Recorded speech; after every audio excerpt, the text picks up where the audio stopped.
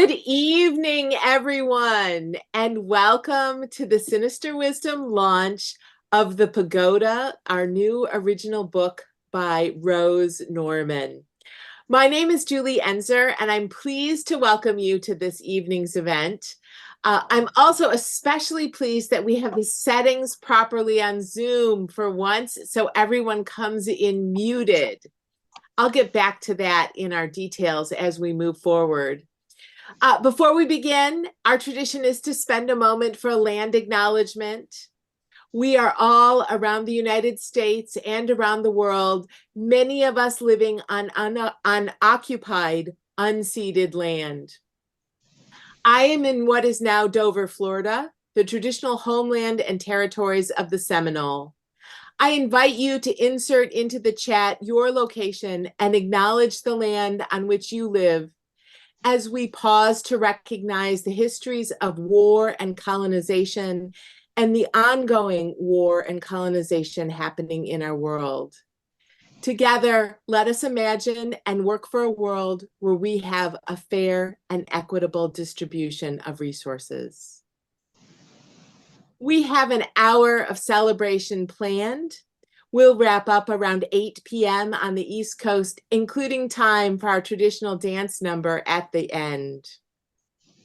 Before I go much farther, I want to thank and acknowledge Charis Books and More, particularly the principals, Sarah, ER, and Artricia. I think ER is with us this evening. I cannot tell you how extraordinary it is to have an independent feminist bookstore in the South as an ally and partner in so much of the work of Sinister Wisdom. It is just a joy to work with folks at Charis, and I encourage you to support Charis Books and More with your book purchases. We'll be sharing how to purchase the Pagoda from Sinister Wisdom throughout the evening, but you can also go directly to Charis Books and More and purchase it there. They have copies in stock. So thank you, ER. Thank you, Sarah. Thank you, Dartricia. And thank you to everyone who makes Charis Books and More such a vibrant organization and bookstore in the South. So I want to tell you a little bit about Sinister Wisdom, really, and this book. Early in my editorship of Sinister Wisdom in 2010, a group of Southern lesbian feminists approached me about publishing some of the stories that they were compiling about Southern lesbian feminist activism. That group organized and wrote 6 issues of Sinister Wisdom, and now they maintain a website with their continuing work to document this important history. Rose Norman is a member. We're putting their link to their website in the chat. Rose Norman is a member of and organizer with the Southern Lesbian Feminist Activist Herstory Project, as they call themselves. At the Herstory Project, Rose began her research into and writing about the Pagoda, first for our issue on lesbian land communities. And 6 or 7 years ago, Rose and I were talking about the Pagoda and the volume of information available about this extraordinary lesbian community in St. Augustine, Florida. Rose said she could likely write a full book about the Pagoda. And when she said that, I told her, if you write it, Sinister Wisdom will publish it. And here we are today celebrating this book. This is the power of Sinister Wisdom. Lesbians imagining projects that we need, projects that illuminate our lesbian past while inspiring a lesbian future, and Sinister Wisdom makes them a reality. Most of you, I can see from our participants, are familiar with Sinister Wisdom. Sinister Wisdom is a quarterly journal of lesbian literature and art. We started in 1976 and have been publishing continuously since then. If you're not currently a subscriber, please do subscribe. We'll put a link in the chat. If you're able to make a monthly gift, monthly sustainers are vital to our organization. We'll put a link for the sustainer gifts in the chat. Every month with the sustainer fairy, Roberta Arnold, we send emails to when sustainer gifts come in with behind the scenes details and new information about what is coming for the journal and for Sinister Wisdom. If you're able, I invite you to join this group of sustainers supporting our work. Karis also has a sustainer program, and I invite you to consider supporting them in that way as well. Now, my brief housekeeping notes. As I noted, you all are muted. Please keep yourself muted throughout the program. There will be an opportunity to unmute, wave, and cheer at the end when we do our traditional dance number. You're welcome to light up the chat on Zoom, which I see is already happening. Some of the best things of our event are in the chat. As we proceed, if you want to show appreciation for Rose and the other incredible speakers we have this evening, wave your hands at the end of the readings and use the reaction emojis on Zoom. You're welcome to go ahead and test that now. If you need technical assistance, you can chat with Max, who's on tap for technical assistance this evening. And as always, we are recording the event, and it will be available starting tomorrow or Thursday at sinisterwisdom.org/pagoda.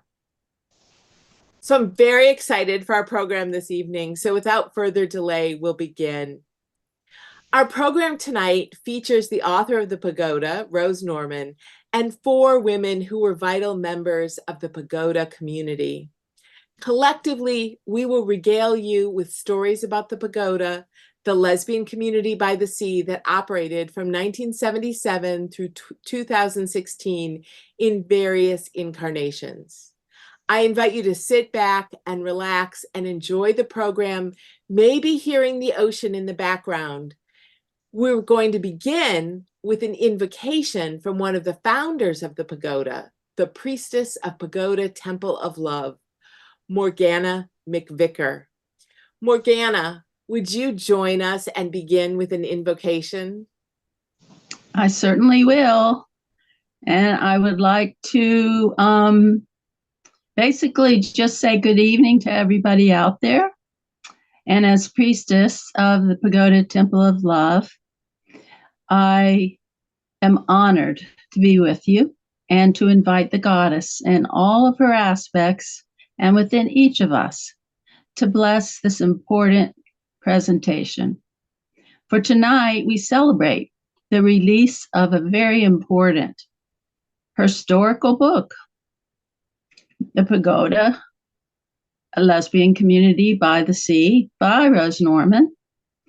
And we want to especially thank Rose because she had such an endless commitment to try to pull together all the stories that are in this book. And it took her a long time. And she also needs to be recognized that for her talent, not just as a researcher, but as an outstanding writer. So I want to especially thank Rose tonight. And of course, thanking the publisher who made this release possible. As Julie said, Sinister Wisdom, a multicultural lesbian literary and art journal.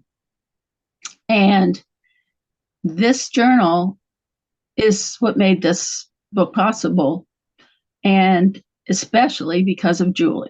And so thank you, Julie, for being its editor and hanging in there with Rose and believing that it could be done.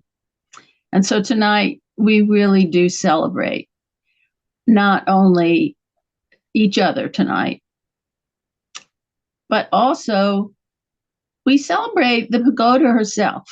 To me, that's really important because Pagoda has really contributed and was one of the big contributors during the lesbian feminist cultural and spiritual revolutions of the 70s, 80s, and 90s. And we all hope, I know from our hearts, that this book is going to be read by so many in the future. I'd also like to see it, and all of us visualize it, being taught in women's studies classes and programs everywhere for years to come. So for those of us who are here tonight, as we are listening to the stories, and hopefully many are part of the Pagoda's herstory, let us remember and hold to our hearts the motto that the pagoda has. It reveals part of the magic that many of us experienced, the joy, and also it celebrates even the struggles and explains all of those, which are very important to give a whole picture. So before we begin the program, I would ask that we all hold to our hearts the motto of the pagoda. I think many of us know it. Every day there is a song, and every night there's a gift of love. And every moon, what is there? A celebration. So as the program begins, let us all join together in sisterhood. Blessed be. Blessed be. Blessed be. Thank you so much, Morgana. I just love this motto. Every day there is a song, every night a gift of love, and every moon a celebration. You can read all about it in the Pagoda. The book is in the mail to Sinister Wisdom subscribers. I'll say I have not received my copy down in Florida, so I know they're still winging their way to people. If you are not a subscriber, you can order it online from Karis Books and More or from Sinister Wisdom this evening. Now I'd like to welcome Rose Norman to join us. Rose, first I'll start by saying thank you so much for researching and writing this incredible book. I know it's been a huge part of your life now for almost close to a decade. For those of you who are watching on big screens and looking closely at Rose, you will see that Rose has as her background part of the cover of the pagoda. This drawing of the Pagoda Community House was done by Rainbow Williams, now of blessed memory, and we colorized it for the color of the book, for the cover of the book, excuse me. So Rose, I want to have you start out by reading a little bit from the introduction to us so we can all get into the experience of the pagoda. Thank you, Julie. This is from the introduction. Rainbow Williams drove me to the pagoda my first time there. It was November 2013, and she had just sold her pagoda cottage, Amelia, the day before. We parked near that cottage, which is at the end of Beachcomber Way, where the narrow sand path through the dunes to the beach begins. A short walk down that path, banked by sea oats on both sides, leads to the ocean. Wildflowers bloom in the dunes year-round. In summer and fall, they're purple clitoria and yellow flowers that locals call Ponce de Leon daisies or sea daisies. The beach is sandy with patches of coquina, tiny seashells, often used in the old days in building construction. The sand is the color of oyster shells, mottled white and gray. To the north, the beach extends as far as I can see, lined with houses. To the south, more houses, then jagged rocks bordering an inlet to the intracoastal waterway. Straight ahead, the rolling waves of the Atlantic Ocean, vast and variable, its tides a constant background. This beach was the backyard of a small community of women who came to create a woman's world. The ocean casts a spell. It seems boundless, powerful, inviting. Every day it is different. Sometimes calm seas break on a flat, hard beach with little or no coquina. Other days, rough waters crash on deep, soft sand that is hard to walk on, except near the water. One pagoda visitor titled a story about her first visit the weekend of the second pagoda birthday celebration in November 1979, coming home to Mother Ocean. She writes, "Here at Mother Ocean, all is peace. Waves break one after another, sighing and cresting and rushing in as if the water were making love to the earth.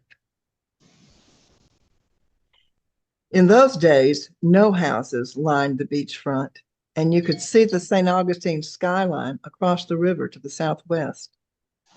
The Pagoda women enjoyed nude sunbathing on the sun deck in the dunes, fire circles on the beach, pool parties with live music, variety shows with belly dancing, poetry readings, and comedy sketches, and regular concerts by feminist musicians in a private theater. They produced feminist plays about Cinderella's after story and sketch comedy by positively revolting hags. They hosted celebrations of the goddess, tarot readings, and psychic workshops.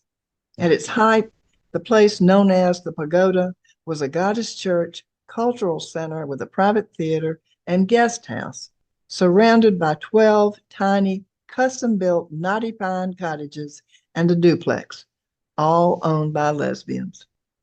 The cultural center and guest house lasted 22 years as an active operation run by the incorporated tax-exempt Pagoda Temple of Love in the closing decades of the 20th century, and another 16 years after that, shepherded by Fairy Godmothers, Inc., 4 women with different vision for the space. This book is the story of how all that happened and of the women who made that community a place for lesbian culture to bloom and grow.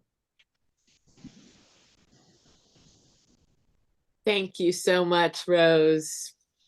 That's fantastic. Would you tell us a little bit about the research and all of the interviews that you did to put this book together?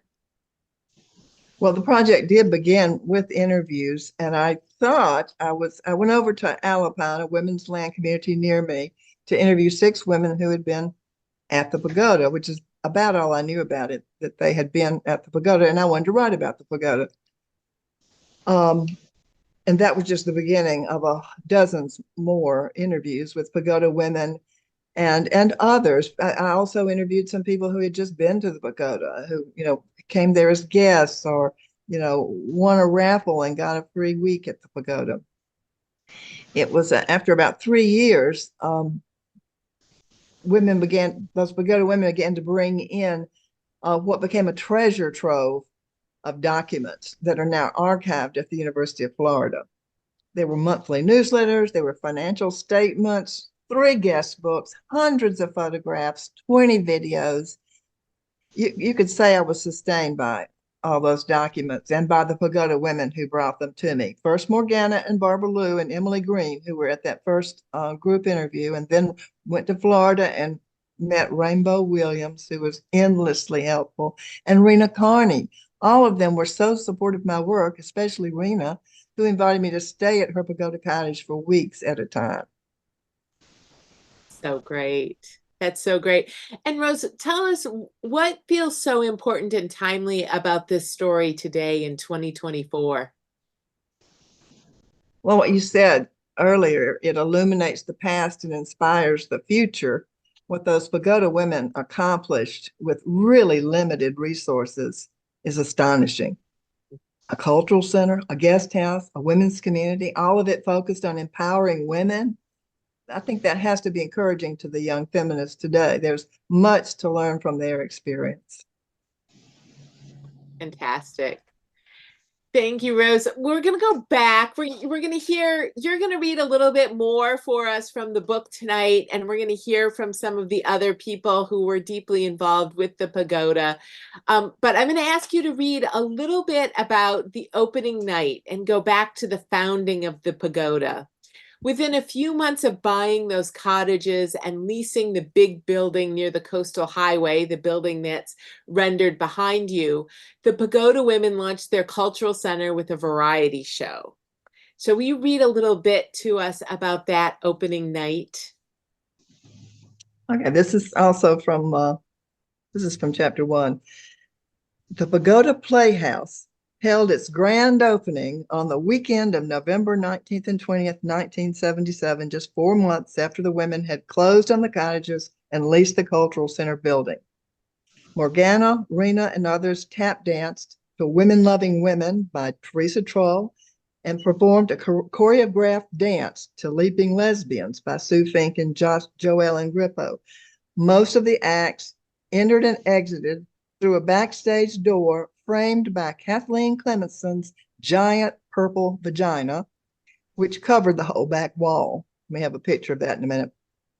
Except for the belly dancers, recorded music came from the brand new album Lesbian Concentrate, produced by the new feminist record company Olivia, collecting songs by Meg Christian, Linda Tillery, Chris Williamson, and others. The album cover was a frozen orange juice can, a response to Anita Bryant's 1977 campaign in Florida against gay rights. Rena also performed a pantomime, and Morgana belly danced with her friend Cassandra to Morgana's new dance piece, Matriarchal Images. The hit of the evening was Rena's impersonation of Anita Bryant. The evening ended with Flash Silvermoon and Pandora Lightmoon's band, Medusa Music. After the performance, the band played on and the crowd spilled out into the pool area. Rena says that nobody drowned that night out of exuberance was a miracle. Barbara Esther was in the audience on that opening night, having driven all the way from Miami with her friends Mindy, Mona, and Deanna. I've asked her to recall her memories of their first experience of the Pagoda. Barbara. Oh, you're muted. Thank you for reminding me to unmute. Well, it was Dyke Pride Week in Miami in June 1976 when I was introduced to Morgana and her dancing. Did I unmute? Yes. Oh, thank you. And there was Mindy Dyke singing, and it was a long weekend celebration in Miami. Now, as Mindy and I got to know each other and we shared a love of music by lesbians, in the fall of 77, Mindy invited me to join her, Deanna, and Mona for the drive to St. Augustine and the grand opening of the Pagoda. Her friends were Flash and Pandora and were going to perform. Now, she was thrilled. She brought dozens of balloons. The Pagoda had a theater with a stage, and it was packed with women. And there was Morgana again, belly dancing. Deanna was in awe. Morgana embodied the goddess, she said. She's not the typical dyke. The Berkeley Women Music Collective was there too, and I knew their music from San Diego Music Festival. Personal, political, powerful, things that made you think.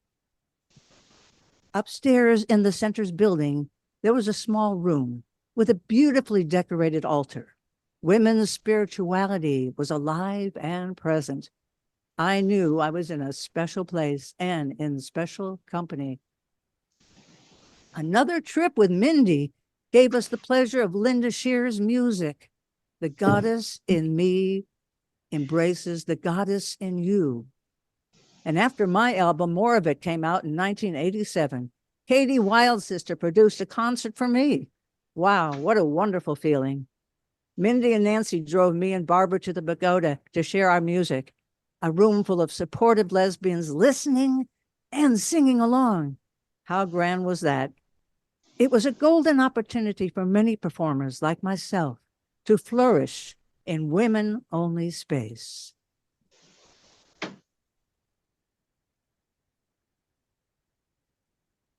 Thank you, Barbara. We have a recording of Barbara Esther performing at the Pagoda in 1987, along with a slideshow that we put with that about Pagoda's herstory. Max, if you'll play that.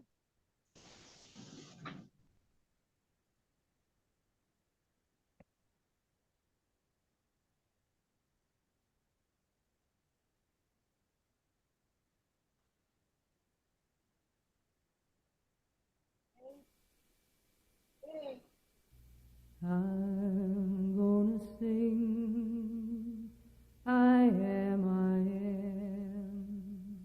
I'm gonna sing, I am.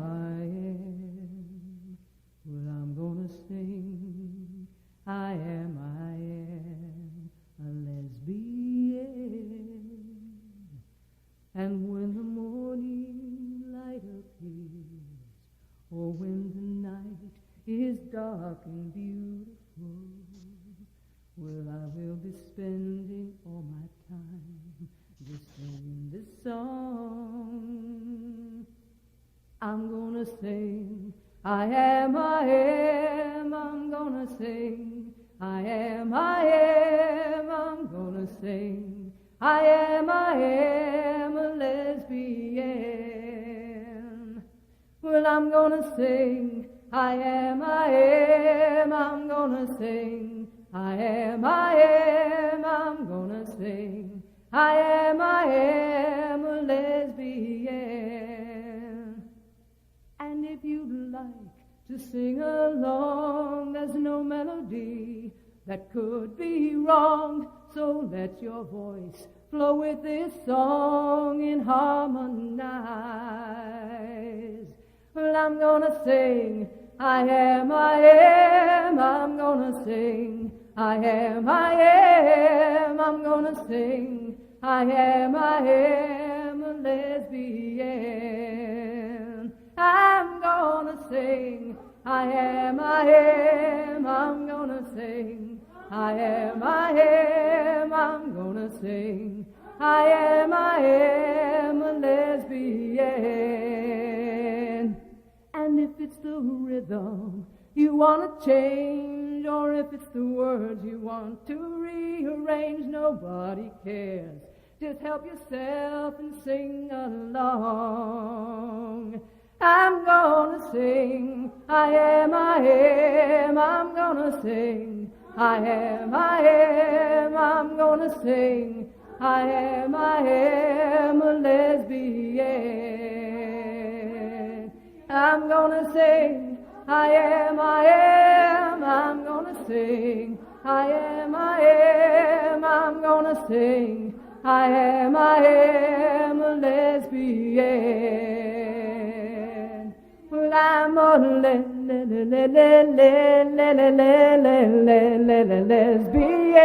I'm gonna sing, I'm a lesbian for all my life. I'm gonna sing, I am, I'm gonna sing, I am, I'm gonna sing, I am a lesbian.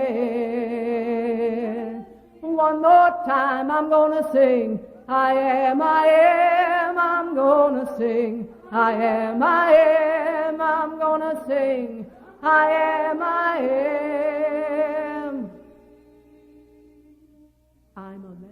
I'm a lesbian.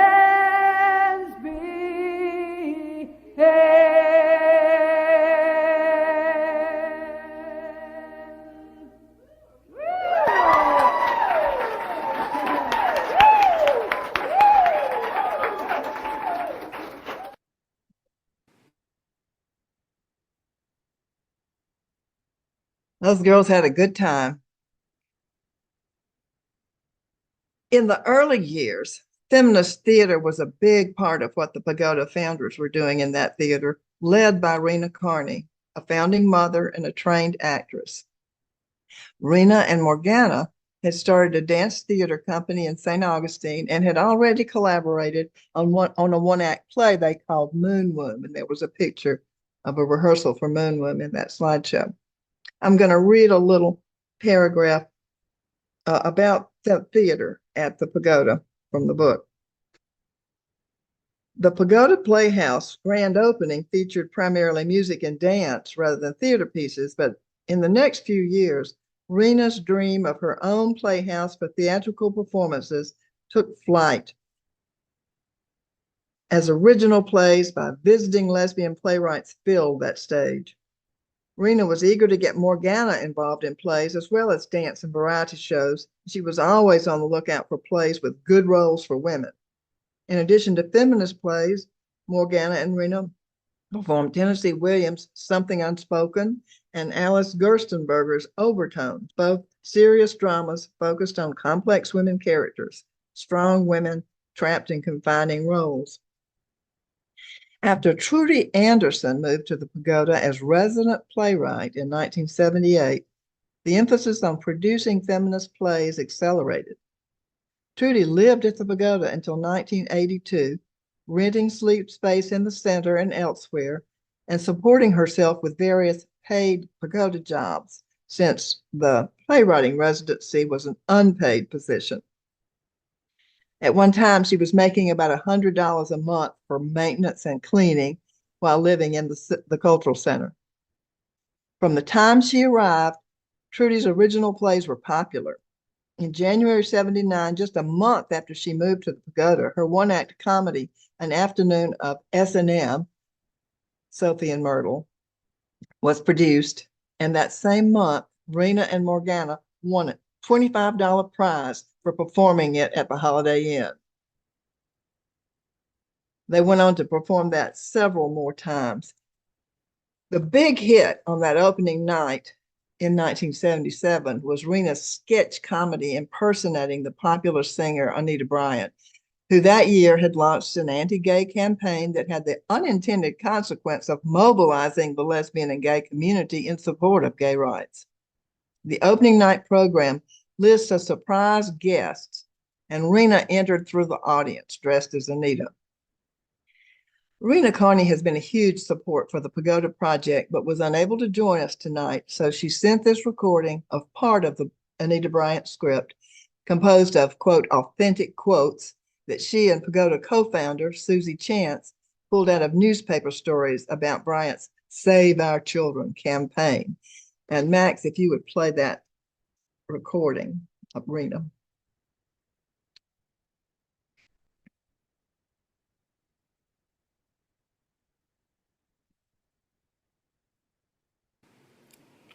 One evening, Susie Chance and I put this piece together at the dining table. Anita enters singing and throwing oranges to the audience. She has them stuffed in her breast.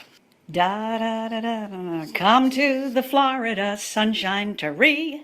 Fresh frozen orange juice, naturally.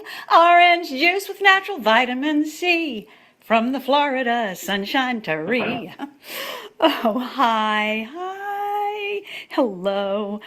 Oh, well, seriously speaking, I suppose you're wondering what I'm doing here. Well, I decided to come here, of all places. It's because I feel I have been appointed by God as his personal messenger in the war on perverts.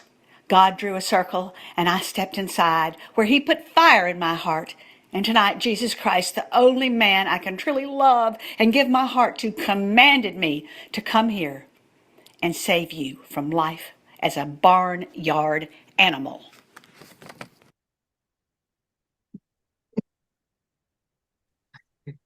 It's so, thank you, Rose, for having Rena record that for us. It's so incredible to be sitting in Florida in 2024, sort of thinking about that Anita Bryant moment as we struggle with our current governor here, who, thank goodness, we are not sharing with the rest of the nation as of the recent headlines. Sorry, that I just went off the script there. What I'm here to tell you is that the whole Anita script is included in the Pagoda book. I want to remind folks that subscriber copies are in the mail. If you're not a subscriber, you can purchase a copy at the link in the chat. The book's also available from Karis Books and More, as well as through small press distribution. So, Rose, you've been talking about the art and culture, which I do think is one of my favorite parts of the Pagoda. But I wonder if you would also tell us a little bit about the business side of the Pagoda. Well, of course, the arts were important at the Pagoda, especially the concerts that filled the small theater through its entire herstory. But it was also a business. And Barbara Lou, one of the long-term Pagoda residents, helped develop the business end of the Pagoda, the business practices that kept it going so long. I want to read a little bit from chapter 2 when Barbara and her partner arrived at the Pagoda in 1977. In the summer of 1977, when the two lesbian couples in St. Augustine were discovering those beach cottages in the big house that would be perfect for their dance theater, another lesbian couple were setting out from Charleston, South Carolina, on a cross-country road trip to find a new place to live. Barbara and Lavender Lou were looking for warm weather, beach living, and lesbians. Starting in August, they drove a circuitous route to California by way of Maine. And by October, having found no place that captured their interest, they were back east at Paso Grill Beach, a gay beach on the Gulf Coast near Tampa, when they saw a flyer advertising the grand opening of the Pagoda, and they decided to check it out. They arrived while Morgana, Rena, and others were rehearsing tap dancing to Leaping Lesbians, and were bowled over, swept away, those are Barbara's words, by an eerily fortuitous coincidence. They arrived the weekend that the two heterosexual couples who owned the four cottages facing the four cottages that the lesbians had bought decided to sell their lot. For sale were four cottages plus a duplex next to the center building and a beachfront lot vacant except for a rickety sun deck. The most valuable part of the property was that beachfront lot. The two wives went over to the leased house where the dance theater was rehearsing and asked if they knew anybody who might like to buy the property. Barbara and Lavender were immediately interested. Lavender had thought that she wanted more geographic distance from her old life in Charleston, more than North Florida. But Morgana did a tarot reading that convinced Lavender that it would be a positive move. Here was the opportunity to bring in more lesbians and create what they would soon envision as a women's resort. In November, at the grand opening, Morgana announced this new vision at Pagoda Playhouse, and very quickly the group had commitments from enough women to move on the purchase. Now I've asked Barbara to take up the story here. Sure. Well, in the beginning, we called ourselves a resort and rented the cottages by the night and week. For several reasons, that was not really sustainable. And so we decided the cottages would be residential. We started renting bedrooms in the cultural center by the night and week so that residents or visitors could still come visit and enjoy the beach. Treating the cultural center as a guest house also provided an income for the center because the money that was collected at the cultural events went largely to the performers and not to the building. We think Pagoda was unique among lesbian spaces as it was a residential community, also a cultural, spiritual center that had space for guests. Early on, we offered to assist a feminist church that some Florida Now women had incorporated. They called it the Mother Church. They decided to turn it over to us. And keeping the name of the cottages as part of it, we renamed it Pagoda Temple of Love. Morgana and Lavender worked hard to get our tax-exempt status, and we became an incorporated goddess church. That provided tax deductions to our supporters, the women who made donations to stay in the center, and it also helped us function largely without government interference. So Pagoda was a business, a church, a performance space, and a community with all the attendant needs of those four entities. These included property maintenance, bookkeeping, interacting with supporters, managing the turnover of cottages, producing concerts and other events, and many other tasks that were sometimes affected by the interpersonal relationships and differences among the residents and the supporters. Because believe it or not, all lesbians do not think alike. And you can read about some of that in the book too. Now I live at Alpine Village in Northeast Alabama, a lesbian community that Morgana, Faye Ann Schmidt, and I started 30 years ago on 100 acres of land in the woods on Lookout Mountain. We wanted a lesbian land that offered residents more space than we had at the Pagoda. And we also wanted a neighborhood environment where women could enjoy the land and not have to focus on running a business together. Several former Pagoda residents built homes at Alpine, and currently we have about 30 full or part-time residents. We have 4 different seasons, and it's been cold lately, so we look forward to the spring when the wild azaleas bloom, and we will enjoy it. So we love Lesbian Land. Thanks. Thank you, Barbara. It is indeed beautiful at Alpine. One of the great accomplishments of the pagoda was that it became a healing place through goddess worship, sacred ritual, music, feminist ideals. The pagoda became not only a cultural center and residential community, but a place where women could go to escape the trials of patriarchy and recharge their feminist batteries. Carol Eaglehart's music contributed to that healing energy. From 1980 until the pagoda's final year as an active cultural center in 1999, Carol performed there almost every year. Here's a quotation in the book from my interview with Carol.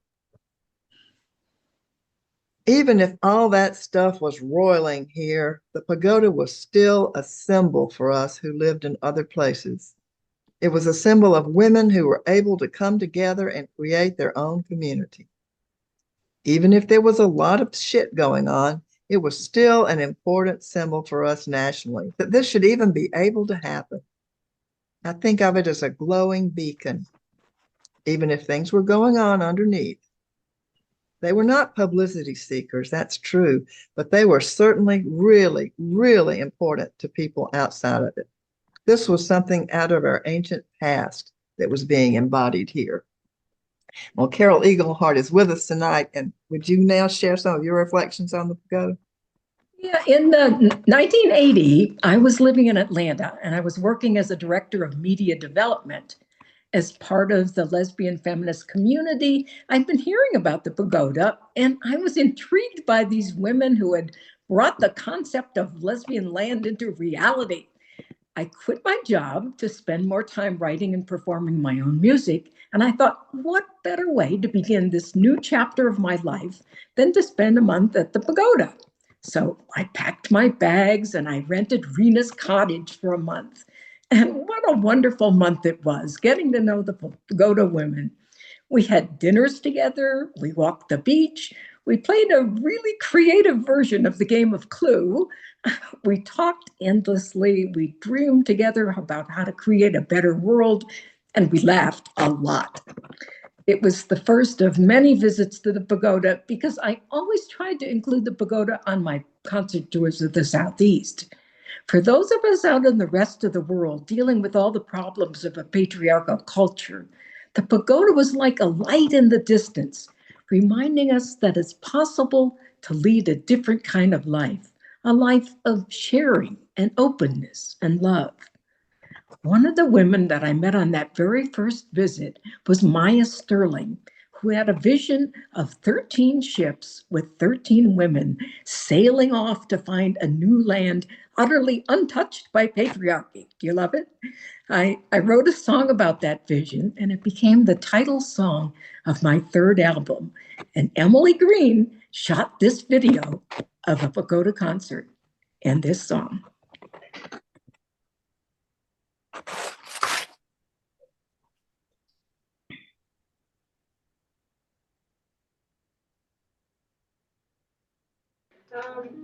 And this is sort of a recruiting song for the crews of the 13th ship. Okay, goes like this. 13 ships with 13 women, sailing on, sailing on. 13 ships with 13 women, sailing on, sailing on. That's it. Sing it on, everybody. 13 ships with 13 women, sailing on, sailing on. 13 ships with 13 women, sailing on, sailing on. Yes, do a little percussion there. That sounds good. And the goddess, she will lead down. And the goddess, sailing on, and the daughters she will lead them. Sailing on, sailing on.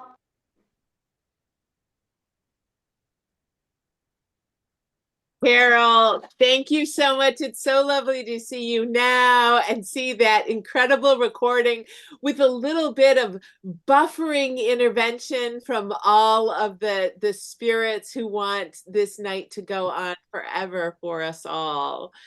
So I want to thank you, Carol. I want to thank both of the Barbaras. And Rose is going to read us one of the final passages from the book. But before we do that, I want to acknowledge many of the women involved with the Pagoda and who were a central part of the story that Rose tells us in the book. Many of these women have died. This evening, we've invoked some of them. The wonderful Rainbow Williams. That opening line, Rose, really struck me, of Rainbow Williams leading women into the cottages of the Pagoda with all of those meetings. Sarah Gregory and I had an opportunity to spend an afternoon with Rainbow and hear directly from her the stories about her time at the Pagoda. And we have a great video of Rainbow talking about her artwork that we'll share in the chat and share in the transcript for this event. I also want to invoke Lavender Lou, who was also a really crucial part of the Pagoda. And there are many others who have not been mentioned. We appreciate gratefully their contributions to the Pagoda and to building lesbian community at the Pagoda and beyond. May we all remember and cherish our lesbian foremothers and continue to tell their stories in many different ways.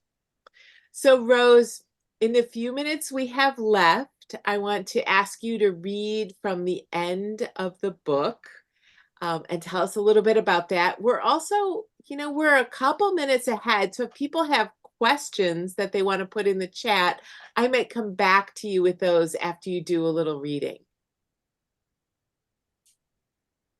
I want to read from the chapter 11, the next to last chapter. It's called Living in Community.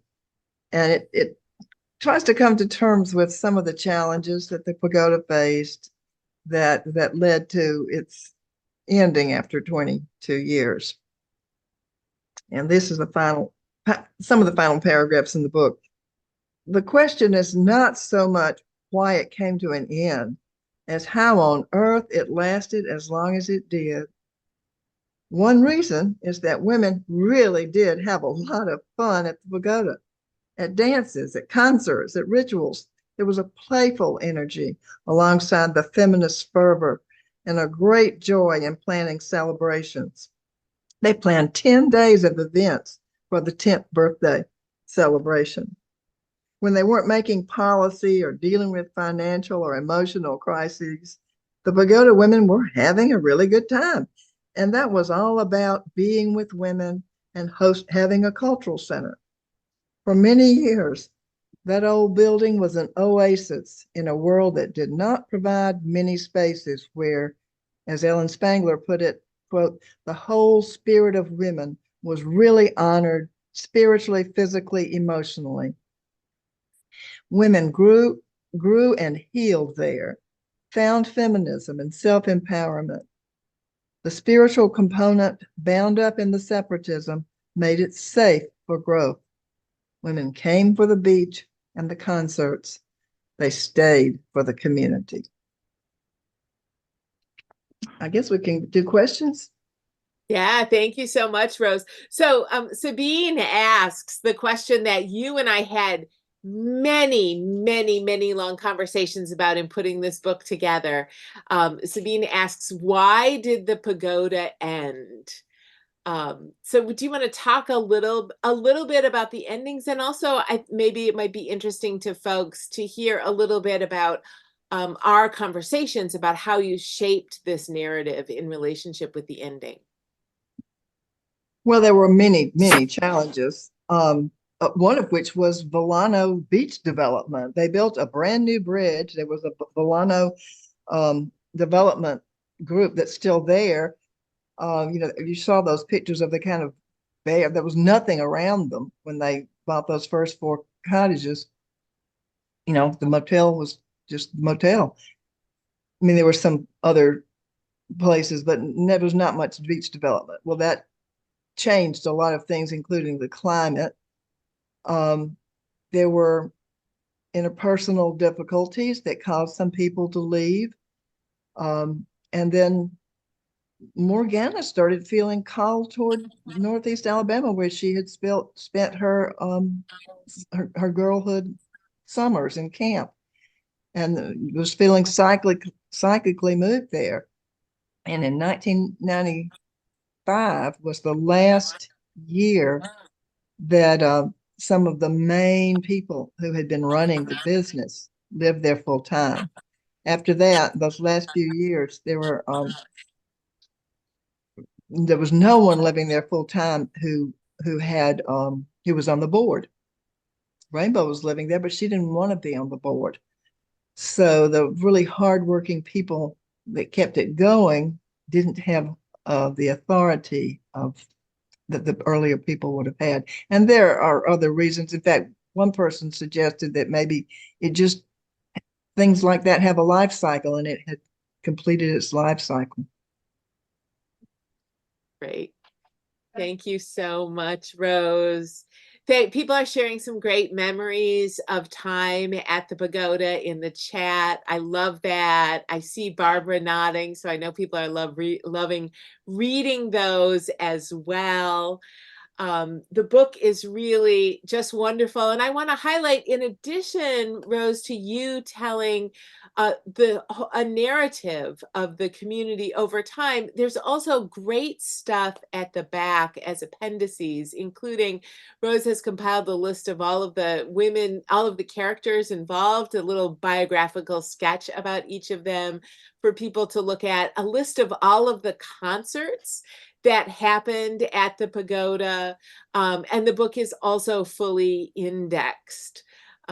So it really is a document to the great work. And it was work. It was labor of love and commitment and a vision for what lesbian community can look like.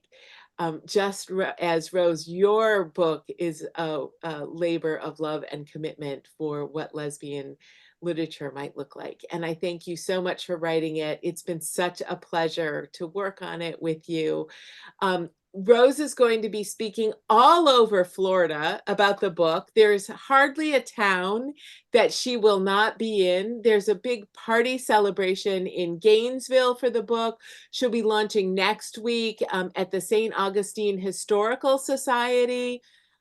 She's speaking in Gulfport at the Read Out Literature Festival there in Gulfport, and lots of other things. We have all of the events up on our website, sinisterwisdom.org/pagoda.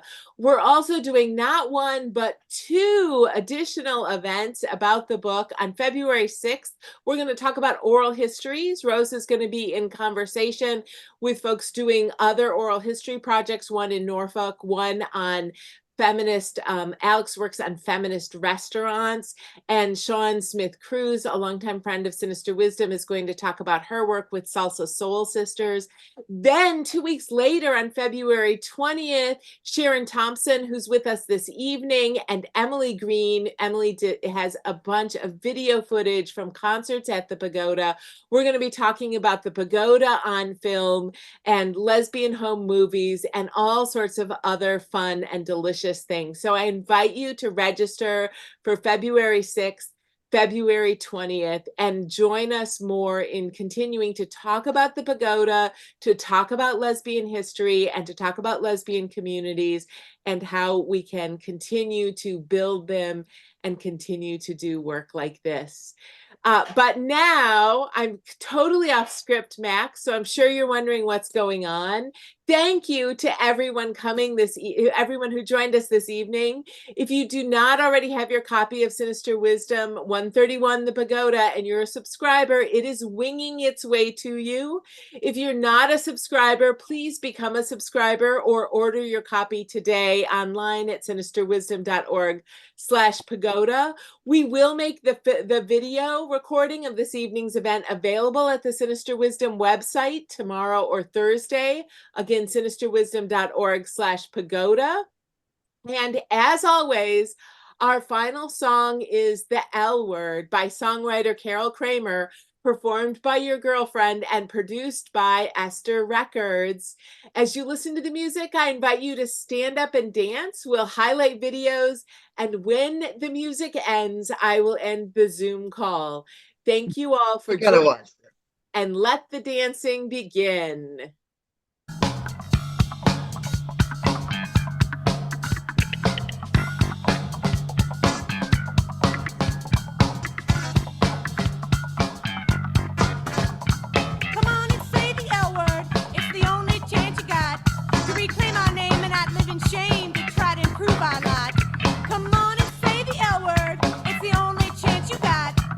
Stop the lying and denying, and come on and give it a shot, and everybody say,